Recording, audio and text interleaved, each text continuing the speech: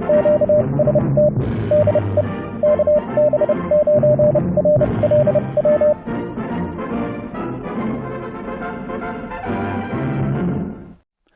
YouTubers and fellow hams.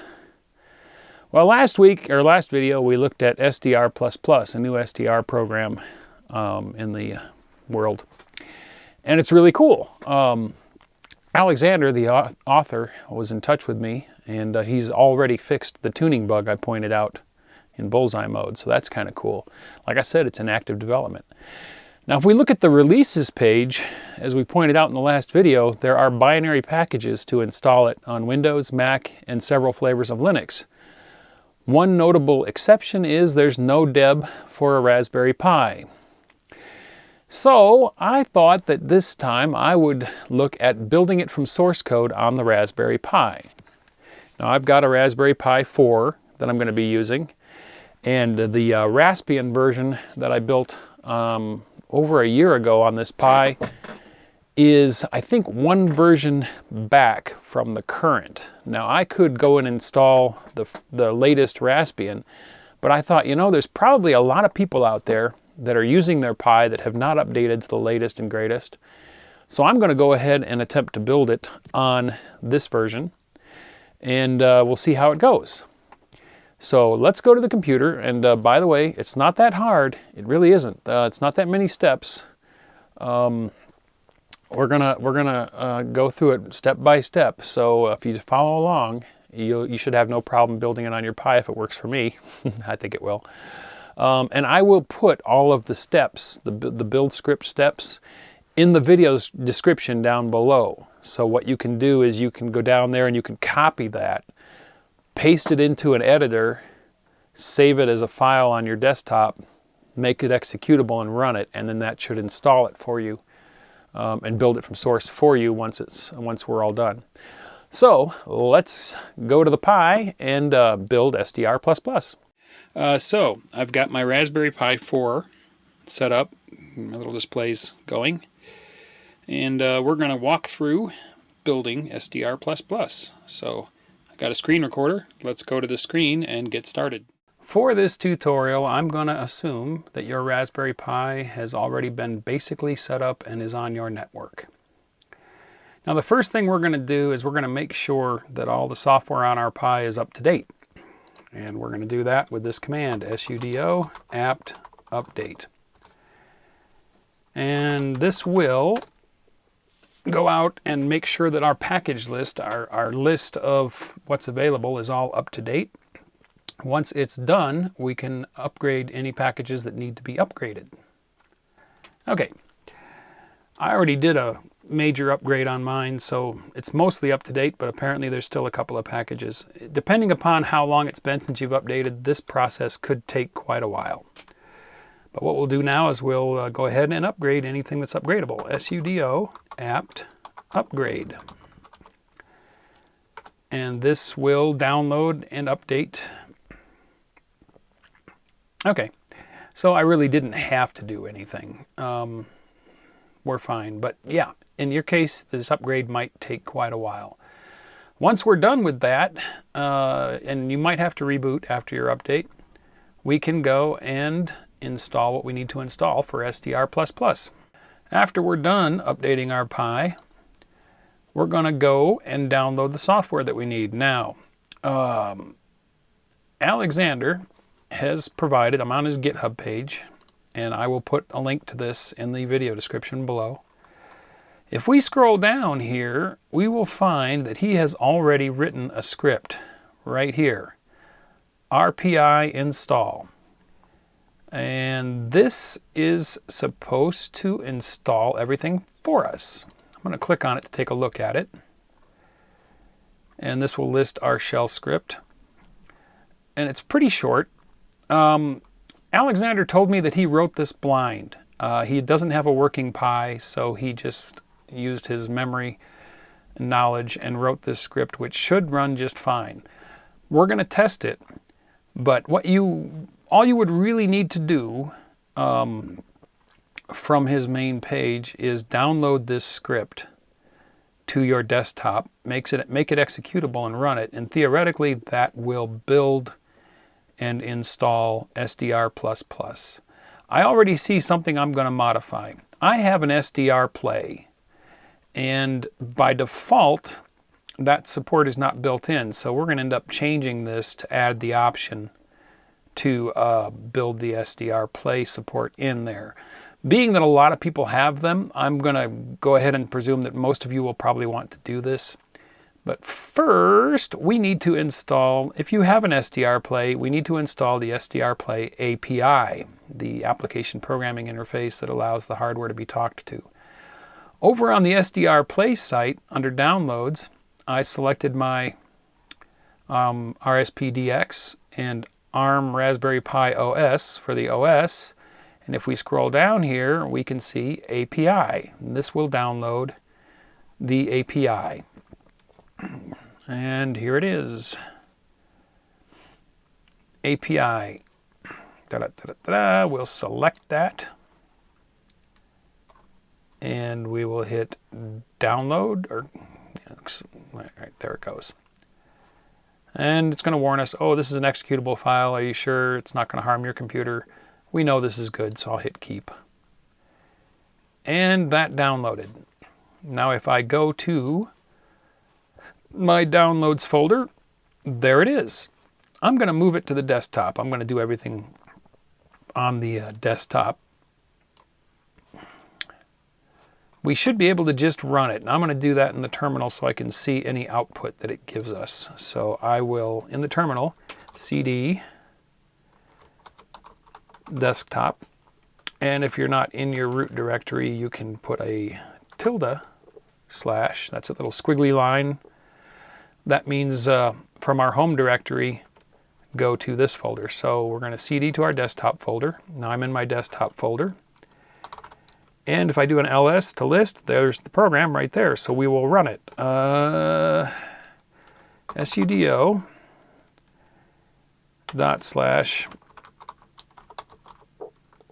and I think I can just use a wildcard because that's the only one on there. But you need to be careful about case. Remember, Linux is case sensitive, so upper and lower case matter. So you could do this two different ways. I could simply highlight this, copy, come back over here. I always put the / in to tell it that I'm referencing the current directory. That's optional. I just do it as a matter of practice. But now if I do a Shift-Control-V for paste, there we go. And let's see what happens. Oh, it's not executable by default. That's what I wondered. Okay, we've got to make it executable. So the way that we do that is like this. sudo. Actually, I don't even know if you need to do that since this is in my own directory. I have permissions, so we'll just do it this way. chmod +x means to change it to an executable. Done. Now, if I run it, there we go. Press return to view the license agreement. And yes.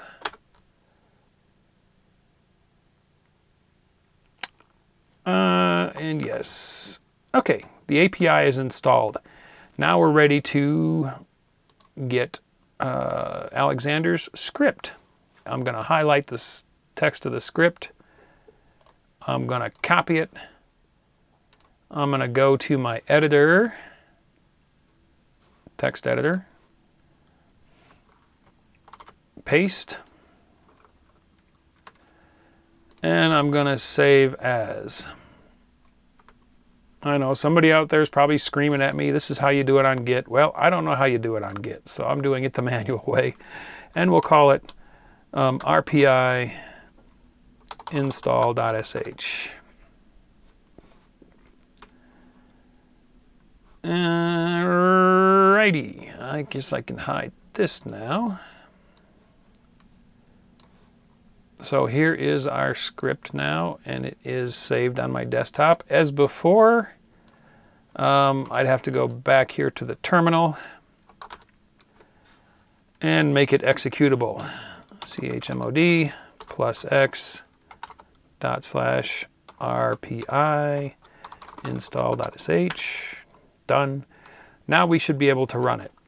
But I'm going to do it, like I said, step by step to make sure that his script works. Please do not run this script as root. Okay. First step, installing dependencies. No, that's redundant. We just did an update. But now he's got an install line that's going to install all the dependencies for the file, or for the program. These are libraries and things that the program relies on to operate. So I'm going to copy this.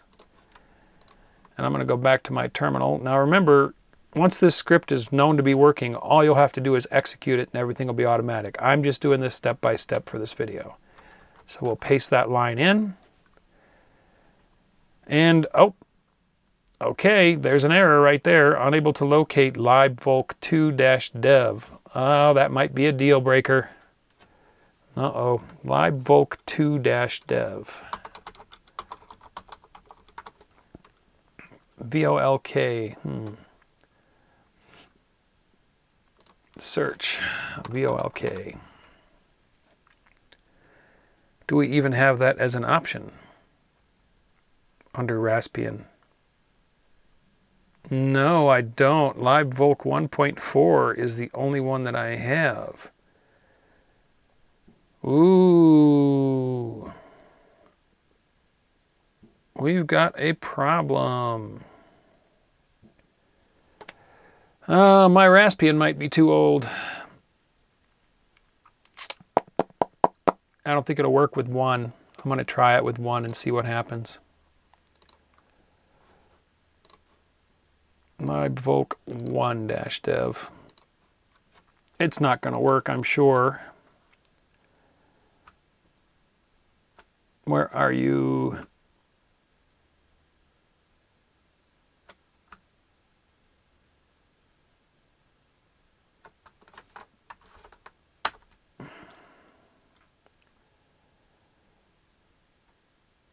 Well, it's going to install.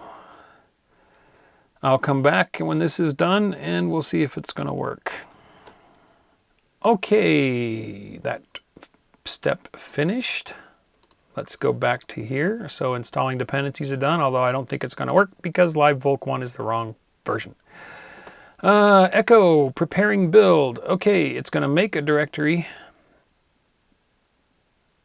called build, but wait a minute. He didn't get his own git, did he? Okay, so we need to add a few steps here. Put a comment in. Get the source. All right, git. Well, let's make sure we're on the desktop first. cd /desktop git clone, and I'll need the address of the GitHub.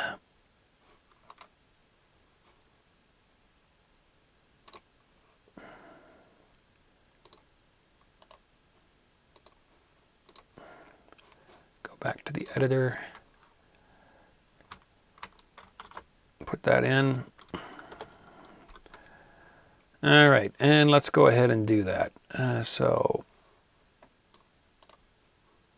copy. Oh, get, not get. Come on, brain. I thought get and my fingers typed get. Okay. I guess I'd better make that change here, huh? Git clone. And then we're going to have to change into that directory. cd, after I figure out what the directory's name is. After this is done getting the whole source code. Okay. And it is, there it is, SDR capitals plus plus. I'm just going to copy that name. Go back here. All right, and then we'll type that here, cd. All right, next step. is to prepare the build. So we're going to make a build directory and cd into it. So make dir build, cd build. All right, now this is the command that builds the source, cmake space ... and our options, and I don't see the option for the SDR play. So I'm going to go back here, and if we scroll down, he has those options listed. Down here somewhere, here it is, SDR play source. Oh wait, wrong one. Opt build SDR play source. Copy. Space -d equal on.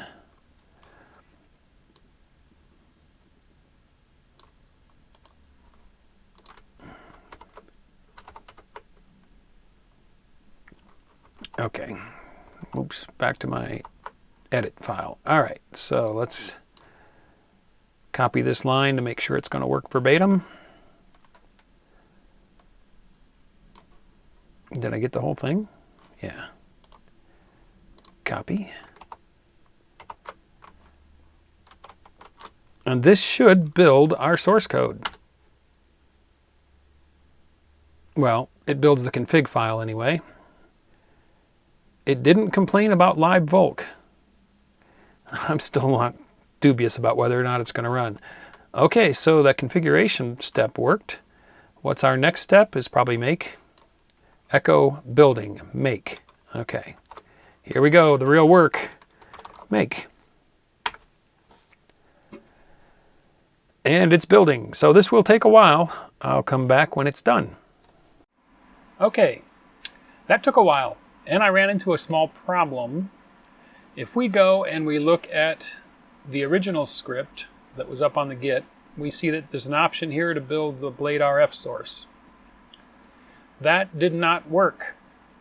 I got errors, and Alexandre tells me that the version of the libliaiosrf library that was provided by Raspbian was out of date. I might have one version back of Raspbian because my Pi was set up a little over a year ago. So if when you're building it you get errors about the libliaiosrf, you can get around that by simply omitting this option from the script. So on my modified script, I went ahead and omitted it. If you have a newer Raspbian and you don't get errors about libliaiosrf, great. I don't know if that's fixed on a newer version or not. So that's a question mark. All right, so make has finished and we've done building it. The only thing left to do is the install, which is this command right here, sudo make install. So let's go ahead and install it. Sudo make install. And it's done. All right, we should have a working program. Let's test it. I'm gonna, where's my USB cable? Here we go. I'm gonna plug in my SDR play to my Raspberry Pi. Off camera, but I just did. It's installed, or it's plugged in. So let's see, did we get a menu for the program?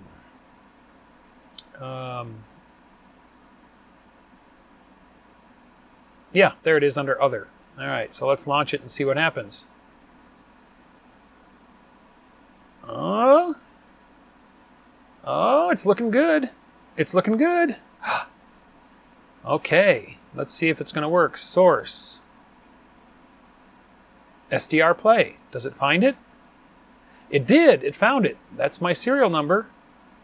So is it going to work? Let's go to WWV, 10 megahertz. And we'll go to AM mode and we'll hit play. Ah! Whew. Okay. That looks like it might be working. Antenna. Port A. Am I plugged into A? Yeah, I am. Oh. Helps to have an antenna connected. Well, son of a gun, it's working on a Raspberry Pi.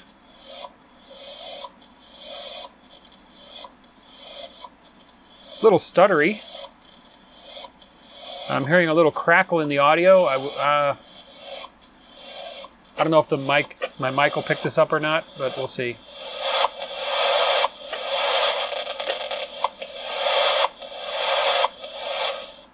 So it's a little bit crackly. Let's see here. AGC is off. But it is working. So how about that on a Raspberry Pi? Let's go back to the terminal. And let's see how much CPU it's using. It's using a little more than 1 core. Oh yeah, we're using some CPU. Look at that. We got a couple of cores that are almost at 100%, and yeah, so it's working, but it's kind of taxing the Pi. But it is working, so success. How about let's go to 20 meters.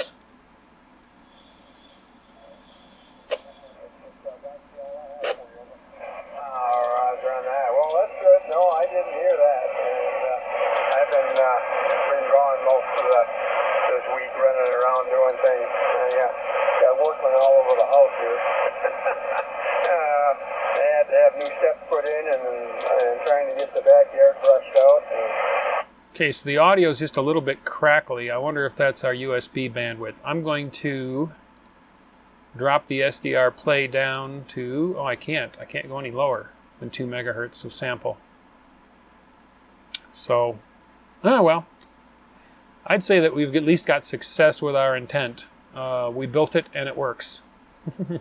I'm going to see if it'll work with my libairspy-hf-Plus. So I'm going to unhook my Raspberry Pi or my SDR play. Give me a second here to switch antenna connectors over.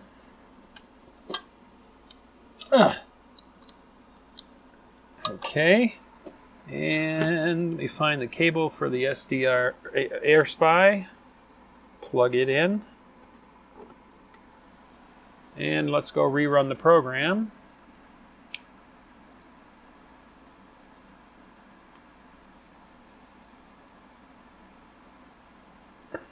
And we'll go to source. And AirSpy-hf-Plus. It sees it. Good. All right. Play.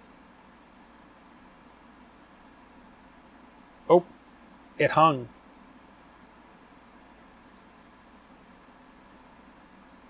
Everything should be right. Oh, there it goes.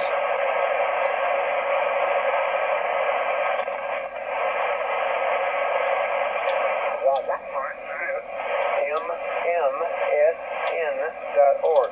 That's MarySugarNovember.org. Are there any maritime mobiles wishing to check in? Over. Okay. I'm still getting the crackly audio. Relays on maritime mobiles. Your call sign only. Over. Let's go back and let's look at CPU usage.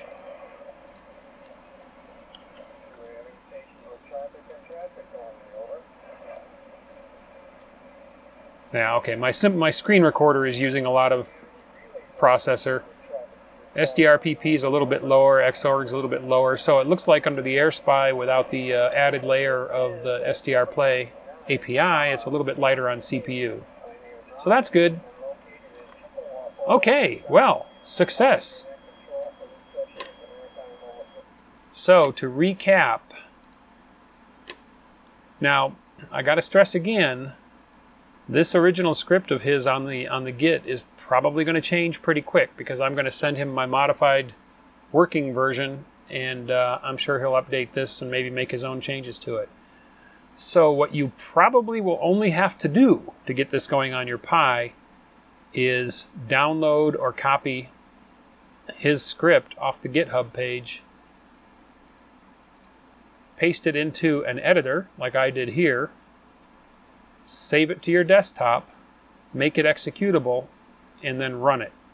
And that should build the entire program and get it working on your Raspberry Pi. The other things I should point out, I think my Raspbian might be one version out. I had problems, as I said, with the BladeRF, and I had to change this right here, libvolc, from libvolc 2 to libvolc 1. So if you're trying to run this on your Pi and it doesn't like libvolc 1, change that back to a 2 and try it again and see if it installs that. Those are the only two things I think we need to worry about here. Oh, and of course I added this little section here to get the source code from his Git and change into that directory. I will paste this script as it exists into my video description, just for reference, or if that makes it easier for you. And check his Git and check his script on the GitHub page to see if he's updated it and changed it, and then you might only have to download that. But there we go. That's building SDR++ from source on a Raspberry Pi. Well, there you go. It works. Works pretty good. That little crackling audio that I think I mentioned in the video is actually my HDMI audio. When I recorded audio from the program, it was perfectly clean without the crackling. So I've got a little HDMI thing that I've got to fix on my Pi. And it's not going to be an issue for you guys, I'm sure. So don't worry about that little crackling audio I mentioned. So anyway, I hope you found that useful. And quick update, it is the latter part of September, and I was supposed to be south by now. I was supposed to have already gone down to Quartzsite, but it's still in the triple digits down there, Fahrenheit, and over 100, which is 40, I think, Celsius. I'd have to do the calculation, but it's still too hot to move south. So I'm still stuck here in Kingman, probably for the rest of the month. So I think next week, maybe I'll just go ahead and start on the U-loop rebuild. I want to look at the transformer, so maybe we'll make two parts out of that video. We'll do the transformer in one and the preamp in the other. I don't know. I really wanted to wait until I got down to Quartzsite because it's so RF quiet down there. There's absolutely no noise sources. It's beautiful. There's S0 noise floor, and I want to get the doublet back up and all that. So, well, we'll see. I might do the travel vlog in the next video if I'm getting ready to go, if the weather breaks, or I might work on the U-loop. I don't know. We'll do one of the two. It is coming. A lot of people have been asking about the U-loop video. I'm not abandoning it. I'm going to go ahead and do the rebuild on my homebrew version and see if I can improve it and use a preamp maybe with it and who knows what else. So that is coming. I've just been waiting until I get down to my quiet spot to work on it. So that's what's up with that. Okay, well, I hope you found this useful, and we'll see you in the next video. Thanks for watching. If you enjoyed the video, don't forget to give it a thumbs up. Also, if you're not already a subscriber, click to subscribe. Join us on the Facebook channel for discussion about the videos. And if you'd like to help support this channel, please click to support me on my Patreon page.